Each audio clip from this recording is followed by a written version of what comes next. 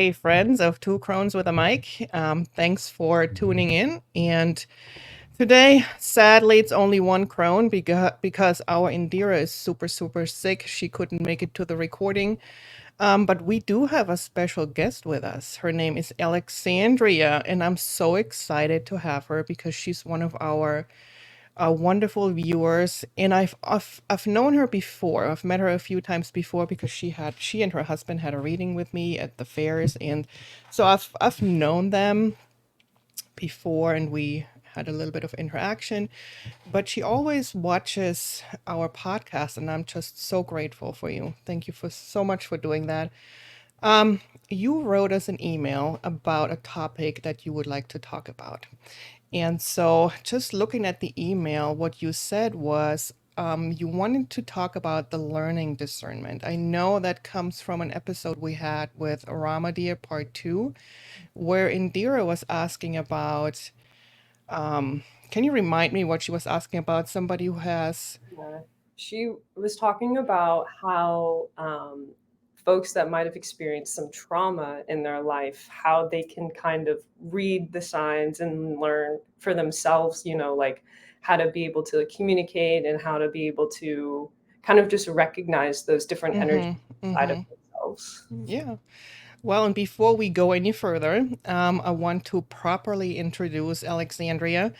Um, Alexandria, why don't you tell the viewers a little bit about yourself? I mean, I know your name, but I really don't know. You're so interesting. You're such an interesting person. You have so much experience with so many things. And just talk a little bit about who you are, what you do, and take it away. Yeah, I'll definitely keep it brief because I feel like the Yeah. story is kind of long a little bit and we don't have like a million hours in the day. But yeah, so my name is Alexandria and I met you several years ago, and Mm-hmm. it was in a time in my life where I was trying to really understand like who I was, what my purpose is, like who am I? And I'm still figuring that out. I'm still trying Mm-hmm. to understand all those things today. But yeah, it was a wonderful opportunity because had I not gone to the company that I was at and had I not done all the things that I did in college, I realized I probably wouldn't have met you actually. So my background is in marketing, but more Mm-hmm. specifically videography, photography, and all that kind Wow. of media stuff. And I started working at a company doing videography work, and I transitioned out of that within the last year, actually, just over the last year, because it wasn't the best fit for myself. And I Mm-hmm. actually was diagnosed with epilepsy last year. And My it gosh. kind of turned my world upside down, to say the least. I It bet. it was really like a wonderful, wonderful blessing because it really showed me like what is actually important. And the Yeah. biggest thing that I learned and I'm still learning today is that if I don't have like good health, if I'm not taking care of my body in the way that I should be, then Mm-hmm. how am I supposed to do the work that I'm supposed to be doing? And Exactly. yeah. And Yeah. so my husband and I, we kind of uprooted our lives and we moved across the country and we lived in a little tiny rural place. And I started working in a rose garden. And Oh. it was like the most wonderful experience because Mm-hmm. I was always in my jobs previous, I was always thinking like, oh man, it would be so nice to just be outside.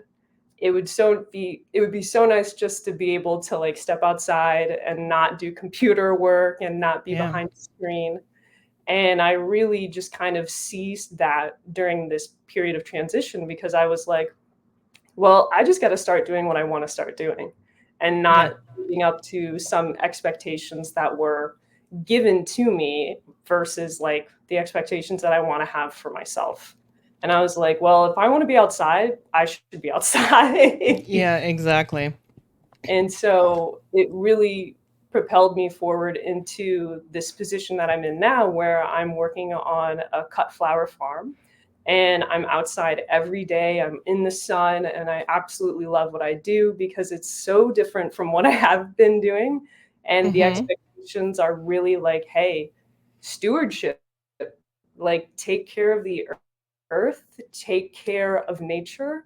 Like our Mm-hmm. bodies are made up of like stardust and like dirt and earth. And it's like, if I am taking care of my body, then I'm also taking care of the earth and vice versa. Correct. And so Mm-hmm. that's kind of how all of this kind of came to be, I would say.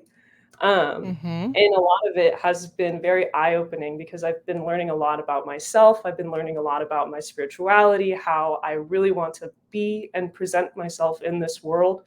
And with that also comes with a lot of unlearning things Oh and yeah. deprogramming yourself Theme from programming. Correct. Yes. what has Yes. been taught to you, what has Mm-hmm. been shown to you, and especially with my condition where I am very much like sensitive in my body, and I'm really having to like kind of understand the bodily signals a little bit differently. Mm-hmm. Mm-hmm. And then that's kind of how I came to emailing you guys of like, hey, Mm-hmm. like, how do you learn discernment? How do you start to identify like what is actually like real versus what is something that is either your own ego talking or some sort of side effect of something else. Um, Right. the example that I gave was like, hey, for years and years and years and years, I understood ringing in your ears as Mm-hmm. being a sign of like, hey, there's an angel trying to talk to you or someone's trying to give you a download. And in the past several months, I've been experiencing more ringing and ringing in my ears. And I'm Mm-hmm. like, someone's trying to communicate, someone's here. Oh my gosh. And then I actually discovered that ringing in the ears is actually a side effect of the medication that I take Okay. for my epilepsy. And it was one of those moments where I was just like, I was Oh. distraught. I was like, Oh. what is going on? Like it was a really intense moment for me because I was like, how do I trust my body? Mm-hmm. Especially when my body is like changing. Right. And I was like, well, I know that I must not be the only one considering this. And No. given that it's just a very specific situation to myself, I was like, well, let me just email and see like what your guys' perspective is and how you guys Mm-hmm. think about discernment and how you kind of hone in on that language for yourselves. Yeah. So yeah. Yeah. You know what you're talking about is really, I mean, this is such a good question or such a good topic. And I know I told you before the show that we're going to make this a two-parter because it's just too much to talk about. And I really want you and all the viewers to also get Indira's side because she has trauma, unfortunately. And she's so wise and so knowledgeable. So I know you're going to come back in the future and we're going to keep talking about that. So today I'm going to give you my perspective. So first of all, ringing, what I'm hearing from Spirit right now, Spirit is coming in. I'm getting goosebumps. So Spirit wants to talk. And what Spirit is saying right now, ringing in your ears is not the only way to receive messages. So, when I teach the Akashic Records, I always tell my students, you have to pay attention to all five clairs. So we have claircognizance, we have clairsentient, we have clairaudient, and clairvoyant. So it's not just one thing. So if you only focus on one thing to receive messages, you're really missing out on all the other things that, they may be trying to show you. So when you say, oh, you were disappointed about, maybe the ringing is not a download, but maybe a side effect, so what? Let it go. Focus on something else. And even if you had the ringing before you're taking the medication and you're still having it now, I would say it's still a download and it's still a message because it's not something that just happened after you started taking your medication. You had that before, I'm assuming, right? Yeah. And so I really I would not just discount it now that it could be because it also couldn't be. What if it's not a side effect? So don't focus too much on the negative part. Just still say, yeah, that's an angel talking, because they're not going to just stop communicating because you're now taking something, or there are still other ways for you to receive messages. There's still like your gut feeling, or maybe just a feeling of fear or joy or something that they instill in you.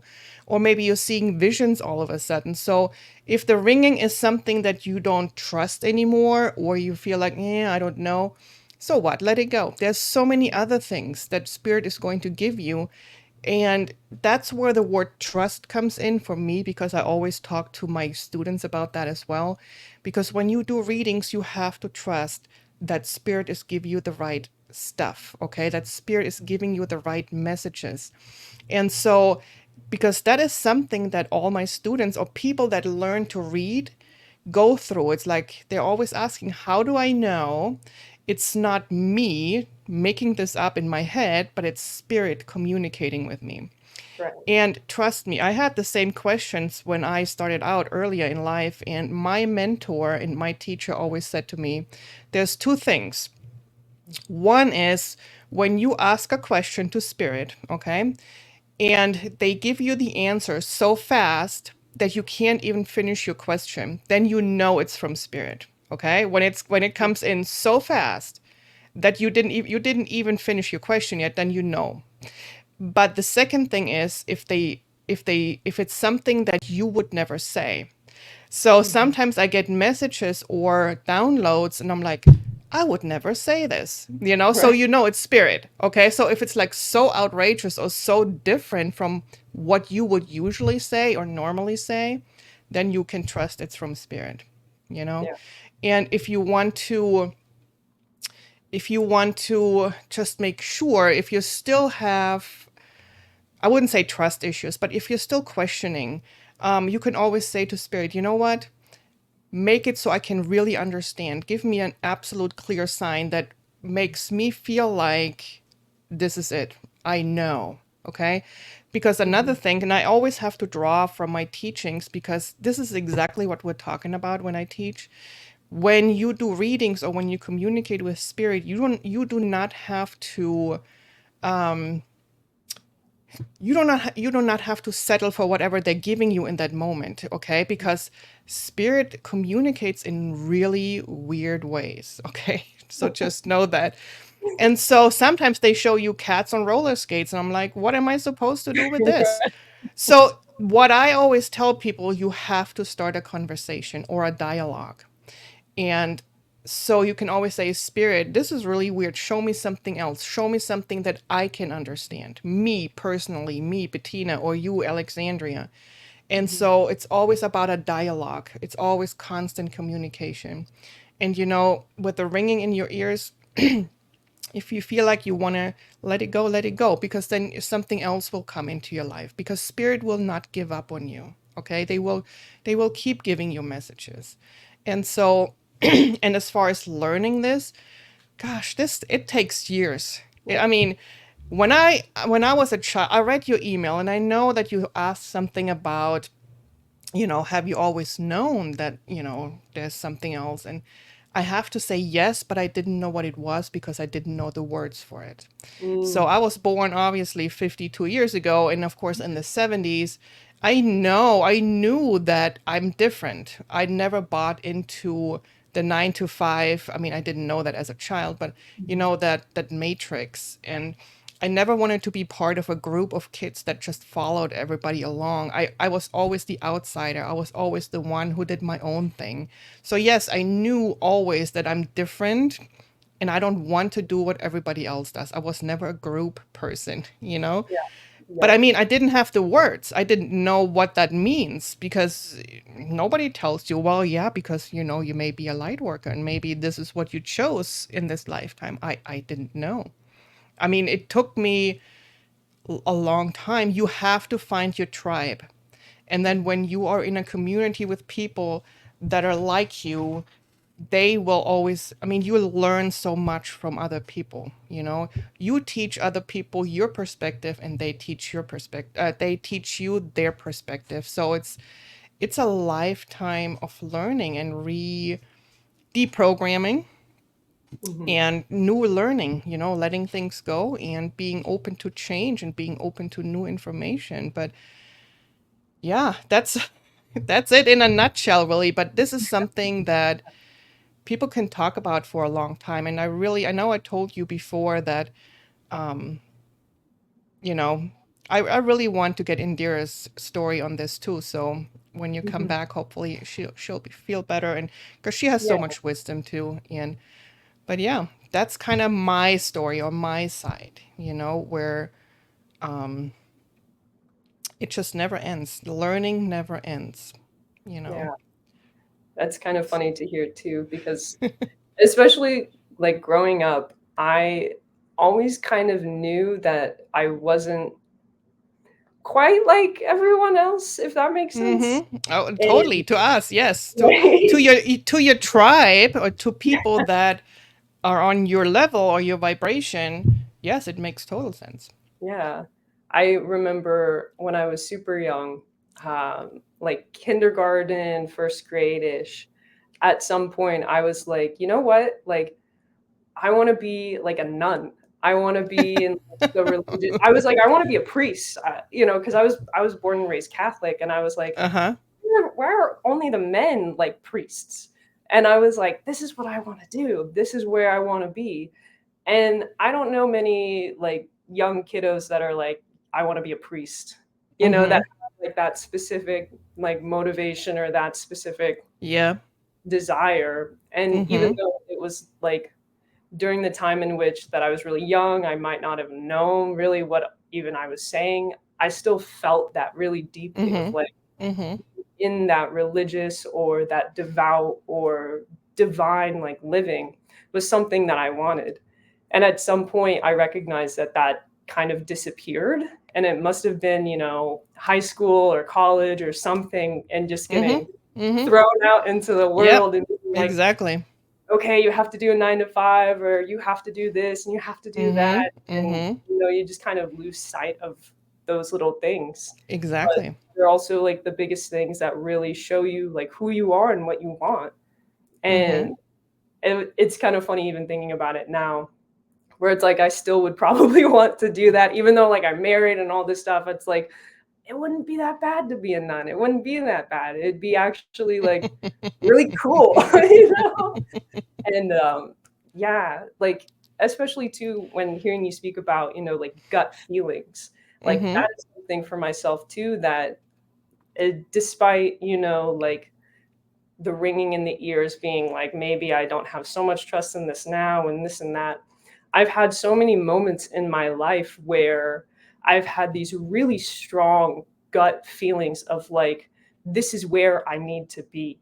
Mm-hmm. And the moments that it has happened have all been kind of spatially or location based, Mm-hmm. Mm-hmm. where I felt that when picking my high school and picking my college. I know I keep talking about like these specific areas of my life. That's fine. That's I have more about myself There than are this. defining moments in our lifetime. So yeah, I'm sure that's for you. So no, go ahead and I had these like really intense moments of like, this is where I need to be. mm-hmm. And that was it. Yep. And I know, especially in high school, it drove my college counselors up a wall because I was like, nope, this college over here, this is where I need to go. And I only applied Mm-hmm. to this college and I got in, thank God. But I was just like, this is where I have to be. Mm-hmm. And there was no real understanding of like why, Mm-hmm. but it was just such a deep feeling in myself that I was like, this is it. Like, this is Mm-hmm. where I must go. And Mm-hmm. in doing that, I gained a skill set that actually allowed me to meet you. Because the Oh. college that I went to, I studied like film, I studied videography. And it was the funniest thing because I was like, I don't like movies, but this is what I'm Hmm. learning. Yeah, it's kind of silly, but I was like, I'm not a super big fan of like movies or television, but I know Yeah. that these are the skills that I need to learn. Yeah. And it propelled my life in a way that I got this job. And then it actually coincidentally led me to you because they had this thing that they were filming and it was at a psychic fair. And I was like, a psychic fair? That's really cool. And that was like the first time that I met you. And I went with Oh, okay. my boyfriend that was at the time, who's Yeah. now my husband. But Mhm. both of us went and met you. And it was like the most transformative thing because Oh. literally, like, we met you and then we were like, we have to find her again, like we have to go back. And then that following year we were like, hey, we're leaving this area, like we don't know when we'll be back, but like we gotta meet like Bettina, we have to go back and see what's up. And we did. And it Okay. was just like one of those things where I was like, man, if I had not had these strong gut feelings, Mhm. like God only knows where my life would be. Like Yeah. even in regards to like the people that I've met, where it's like, had I not had these strong gut feelings, I wouldn't have met my husband. Mhm. I wouldn't have met you. I wouldn't be doing the things that I'm doing now. And it's like, Mhm. well, okay, there must be something to this, even though it's not something that happens all the time. And No. it's like, well, maybe it's not so much like these sensations or experiences that are outside of myself that I'm relying on to be discerning. Maybe Mhm. it is actually something from within that is like, hey, like this is what you should be doing, or this is the path to follow, or this is not the path to follow.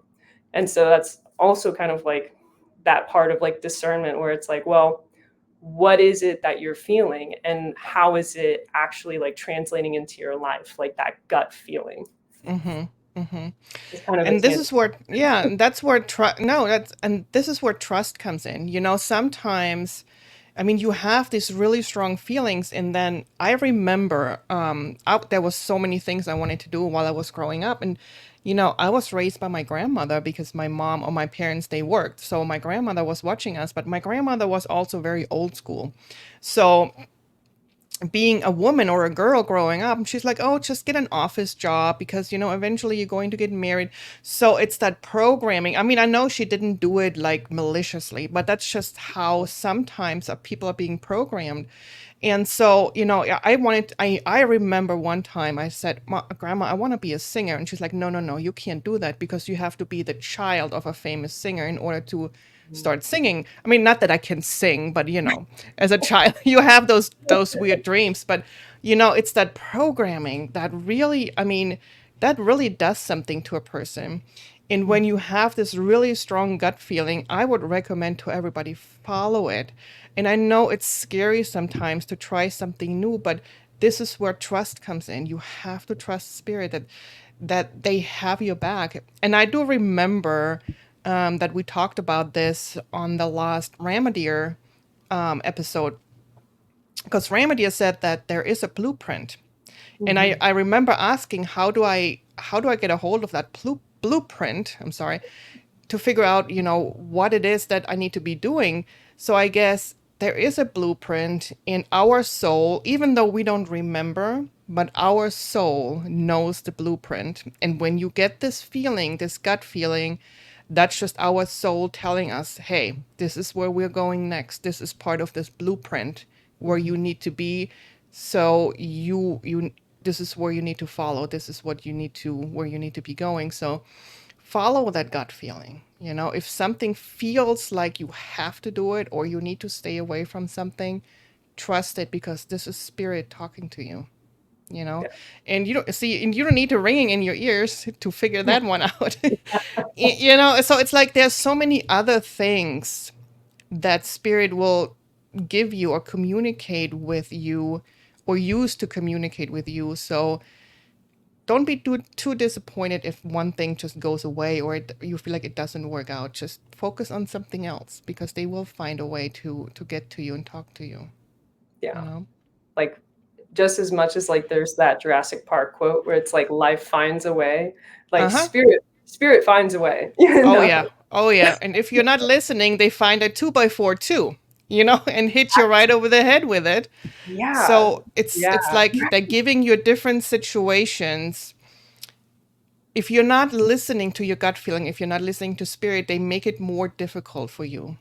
Mhm. until you finally understand that maybe when you go down a road and it's really hard and you keep going or getting into relationships that are really toxic, this is spirit giving you all this information, these experiences, because they don't want you to go down that road. This is not the right path for you. You need to turn around, make a different decision, go down a new path. And so Mhm. this is why sometimes life is hard, because we're not listening. We're not paying attention to what spirit wants us to do. It's so Yeah. funny that you say that actually, because that is kind of my understanding with my epilepsy in a Mhm. really fun way. Like it's one of those things where I would have never anticipated this ever happening in my entire life. But Mhm. I remember the the days, the couple days around my first super intense like seizure episode and being like, well, this is a one-off thing, this will never happen again, like all this stuff. And then a year later, I remember asking just outwardly, I was like, I'm not super in love with what I'm doing. I feel like I could use some course correction. And I was like, am what I'm doing, like, is what I'm doing the right thing to be doing? Mhm. And literally that same day, I had my second seizure episode that Oh was like wow. the most intense like feeling and experience ever. And then it was like, okay, now I'm diagnosed with epilepsy and all these seizures are like occurring. And it was really like, it really shook me because I was like outwardly asking, like, hey, am I doing the right thing? Am I doing Mhm. the thing that I should be doing? And then I get hit with this seizure episode, and it was like, well, that is probably the most obvious no in the world, that I should be Yep. slowing Yep. down or Mhm. analyzing what I was doing because at the time that I was diagnosed, I was working I was working a new job and it was full time. I had just gotten accepted into graduate school, and I really thought that I could be doing graduate school full time, doing that in a year.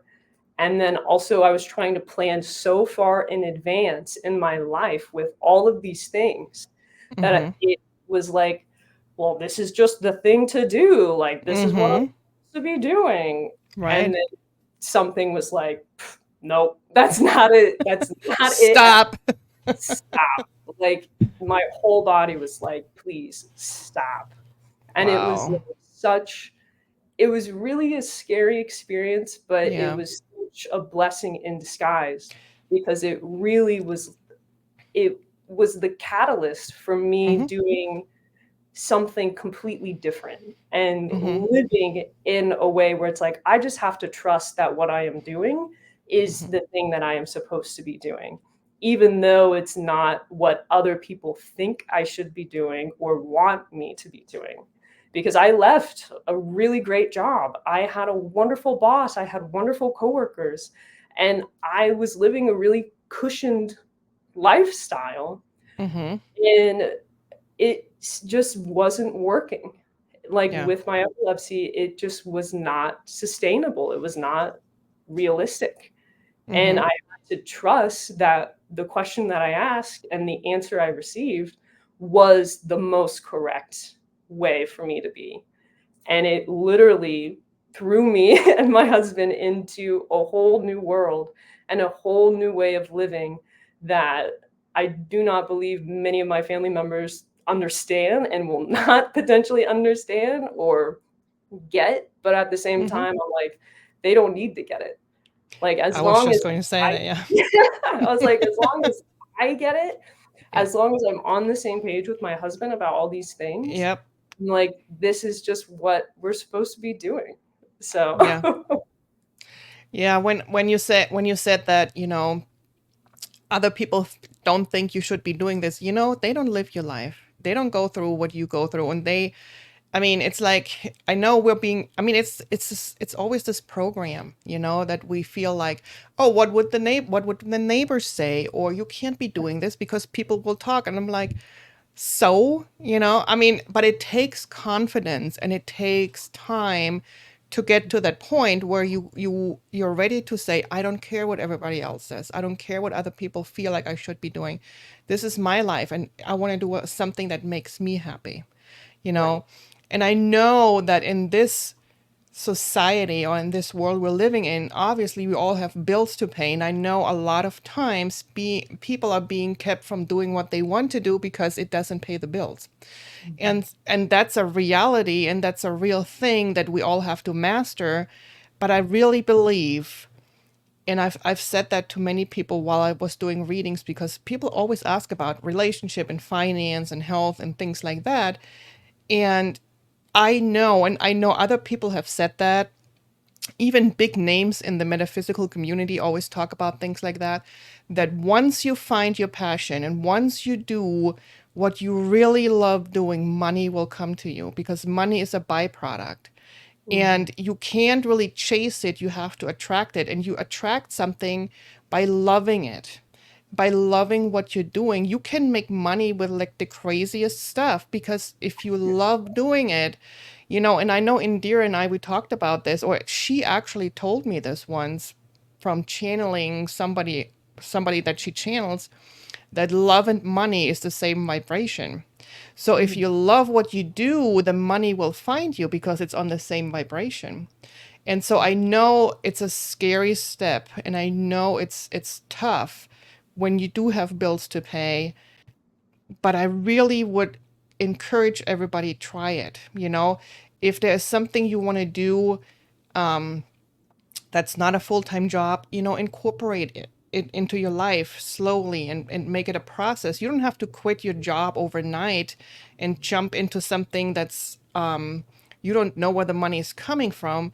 But I'm Mhm. saying is like, give it a chance, incorporate it, you know, do it like after hours or on the weekends, or just work on it, you know, things like that. Right. And maybe eventually you can tip the scale to the other side. But as long as you do something that you absolutely love, I know with absolute certainty that money will come. It's going to come with it. Yeah. So it's always about trust, you know. Yeah. It's kind of funny too, because learning trust and learning all of this, like, I really put myself in a position where I was taking, like, a big risk, like, moving to a place that my husband and I really weren't familiar with. It was, like, Mhm. middle of the woods almost, and it was so far away from family, and it was like, "Should we be doing this? Like, is this the smartest thing to be doing? Like, is this actually the Mhm. right course of action?" And we still went and we still did it, and I wouldn't change anything about it because it felt so perfect. Like, it Mhm. really felt like I had this moment where I was like, "This is the closest I've ever been to, like, my true self," and it was by taking a risk and by trusting that this was meant to be the way that it is. Mhm. And it really opened up my eyes to be like, hey, like, there is a world in which you don't have to have a 9 to 5. You don't have to do all these things. You don't have to, like, I don't know, buy a house and have two and a Mhm. half kids and a white picket fence. Yeah. Like, that's not, you don't Exactly. you don't have to, like, live like that. No. You can No. live very simply, you can Mhm. think very highly, you can be super connected in just being present and following the things that actually, like, feel good in your soul and in your Mhm. heart. And that's kind of where I'm at with being, like, a steward of the earth and being a farmer and being Yeah. around flowers all day, where it's like, this feels so much like who I actually am as a person, as Yeah. a soul, as just anything. Like, it feels more real than anything else I've ever done in my entire life. And Mhm. I just had to really lean in Mhm. rather than question or doubt or second guess. Because if I did second guess or if I doubted, then I wouldn't be here. Like, Mhm. would probably still be in an office job and be Yeah. doing work where it's like, this is impactful and meaningful, but it's not fulfilling. No. It's not like gratifying. It's not substantial in a way Yeah. for myself. Yeah. It's like I was doing good work. I was helping people, Sure. but Sure. I recognized that I was helping people to a degree that I was giving more than what I was receiving for myself. Mhm. Mhm. And I was like, okay, I need to unlearn everything that I've learned thus far to really change that trajectory in my life, because now I feel like I'm living in alignment and I'm seeing things more clearly, and I feel open and receptive to things that are happening around me in a way that Mhm. is like, okay, like this is what this is and I'm fine. Like if I have ringing in my ears and it's either medication or it's actually like spirit talking to me, like I'll take it, you know? Like Yeah, exactly. I won't really be upset. I won't be angry. I will just feel grateful that I'm able to receive it in the way that I have. Exactly. Because it's like, if I didn't do all these things, if I didn't trust and didn't try, then I don't know how closed off I would be. I don't know Mhm. how much I would be able to receive.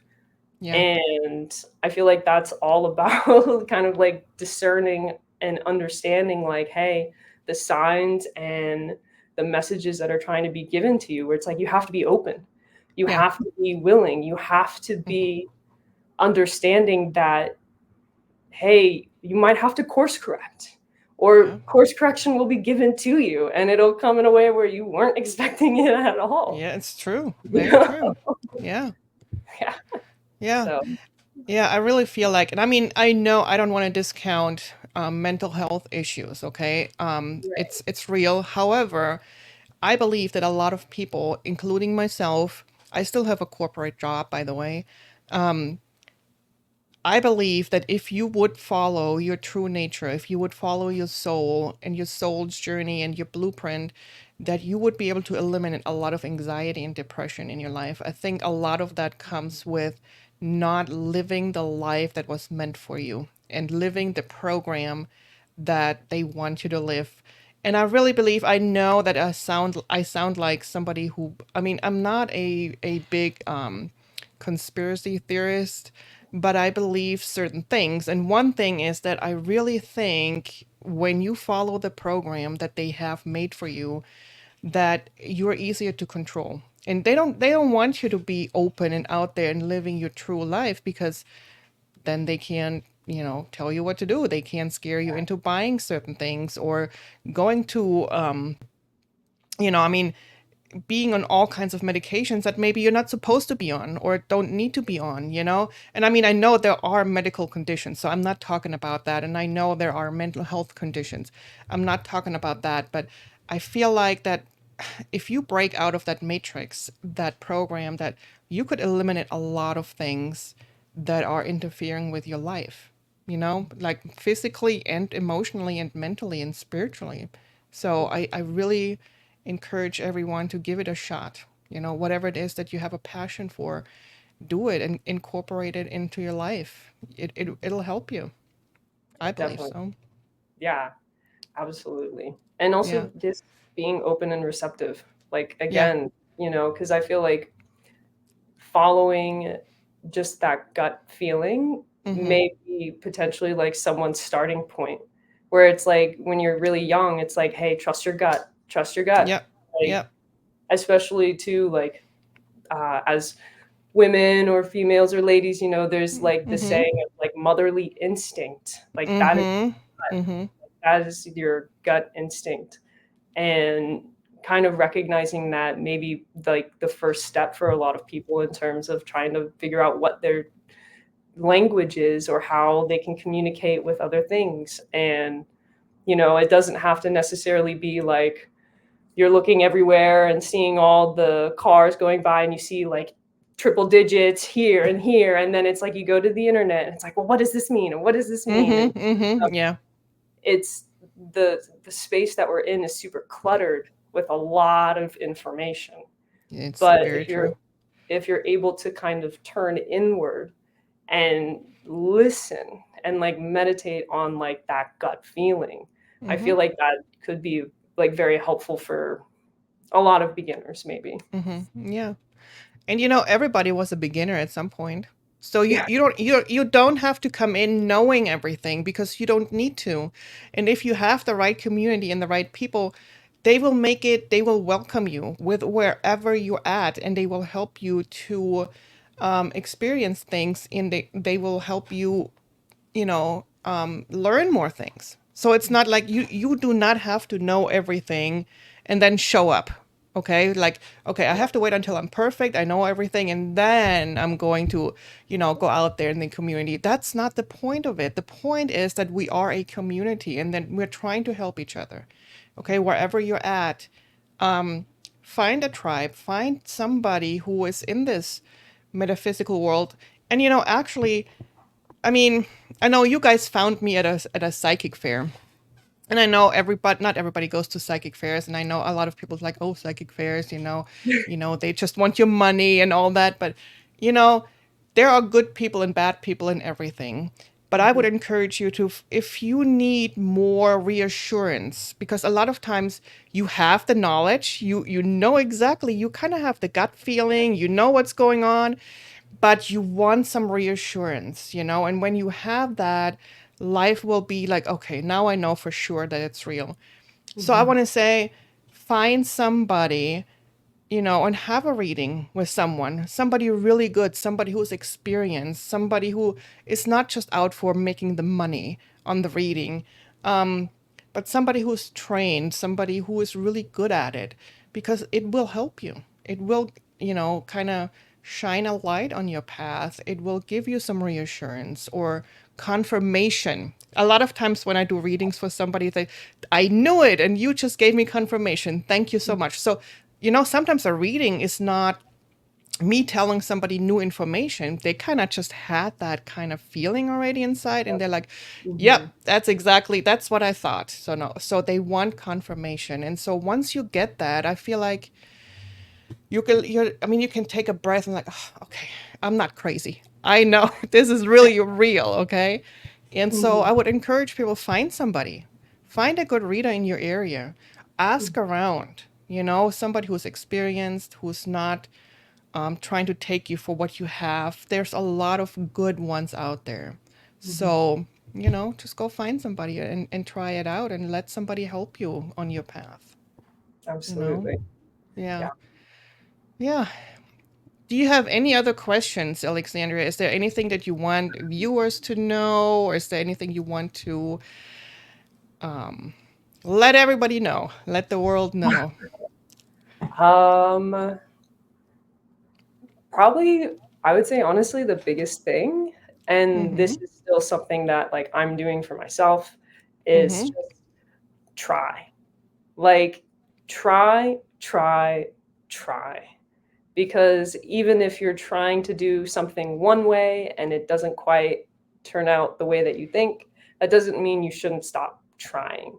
Like That's a right good now, one. I'm really trying to learn how to communicate with like spirit, how that looks for me, how that language is. And I'm Mm-hmm. trying every day. Like every day I am trying, because there are some days where it is very frustrating of like, I want a confirmation. I want a yes. I want the answer. I want this. And then sometimes I'm like, I just need to know that I'm supported and that even though I may not have all the answers, like I'm on the right path.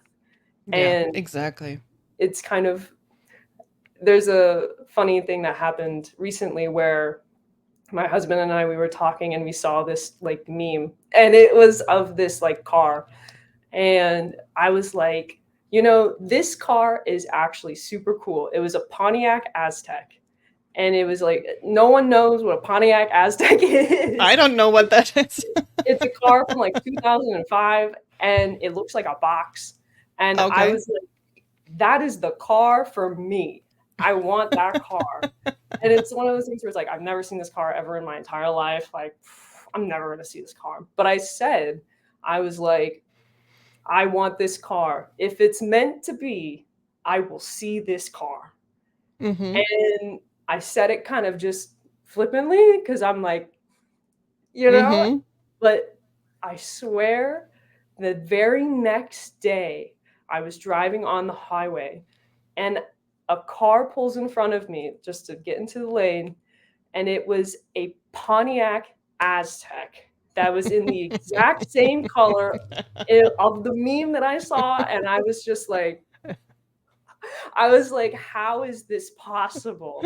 How That's is this funny. possible?" And I messaged my husband and I was like, "You will not believe what just car I saw." Like, it was just like so out of the blue. And I've never seen this car ever in Kansas City in my entire life, or Mhm. in the area that we're in. And I was like, you know what? I'm on the right path. Because See? if things like that can happen, even Mhm. with me being very like whatever, Mhm. I'm like, I must be doing something right. I must be on the right path somewhere for this to happen. That's So yeah, funny. definitely try. Like, Yeah. just try, even if it's like something that seems impossible, or it's like Mhm. a phrase that comes to you and it's like, well, there's no real reason why this came to me, but I'm gonna say it because that's how I feel and this is it. Like, you never know like what will happen. Like, you have Mhm. no idea how like things can manifest. Because if I Oh, can yeah. suddenly manifest a Pontiac Aztec out of the blue, then it's like, well, why not try with other things that are actually of value and of like real Exactly. importance? Because I'm Exactly. like, I really want to try and manifest like goodness and a space in a community that is centered on like nature and healing and learning. And it's like, well, I got to try. Even if I don't know how I'm going to do it, even if it's all a big mystery, even if it's a risk, like, I'm just going to try because I have Wow. nothing to lose and everything to gain. And that's kind of like the reality of what it is, you know? Yeah. Wow, those are powerful words. I can't even talk anymore today, but it's powerful words. Thank you so much. Um, I have one last message for you because Spirit is still here. What I'm hearing is, yeah, it may still be a mystery to you what it is that where you're going, but just know you're being groomed for something. And that's all I'm getting. That's just what I'm getting from Spirit. Thank you, Just Spirit. trust it. But you're being groomed for something bigger and to make this world a better place. So, but thank you so much for being here on this show, and I hope you're coming back. Yeah, Um, absolutely. hopefully Indira will feel better very soon, and we'll have her back as well. Mhm. And with that, we're going to let you guys go, and Yeah. we'll wish you a wonderful rest of the week. Thank you so much. Bye.